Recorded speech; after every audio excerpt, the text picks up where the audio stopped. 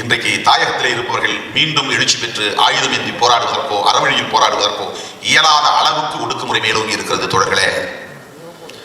சிங்கள ராணுவம் நிலை கொண்டு விட்டது. அவன் மறுபடியும் அந்த இடத்தை விட்டு வெளியேறி போவானா என்று தெரியவில்லை. வேலுப்பிள்ளை அவர்கள் இறந்த போது அந்த உடலை சுமந்து கொண்டு போன வண்டியோடு நாங்கள் போனோம். அந்த சாலை வழியாக போனோம். நான் 2002 2004 பார்த்த வன்னியை காணவில்லை, ஆணையரவை காணவில்லை, சாகவச்சேரியை காணவில்லை, யாழ்ப்பாணத்தை காணவில்லை. எங்கு பார்த்தாலும் ராணுவத்தின் அடையாளங்கள், சிங்கள எழுத்துக்கள். ஜாக்கி ஓடிக்கொண்டிருக்கிறான் நம்முடைய தாயகத்தில், நம்முடைய தாய் மண்ணில். பகைவன் எந்த விதமான அச்சமும் இல்லாமல் மெல்லோட்டம் ஓடிக்கொண்டிருக்கிறான், டென்னிஸ் விளையாடி கொண்டிருக்கிறான். வழி எங்கும் இரு மருங்கிலும் அவன் கடைகளை திறந்து வைத்து சிங்களத்திலே பெயரை எழுதி வைத்திருக்கிறான். நம்முடைய அடையாளங்கள் சிதைக்கப்பட்டிருக்கின்றன.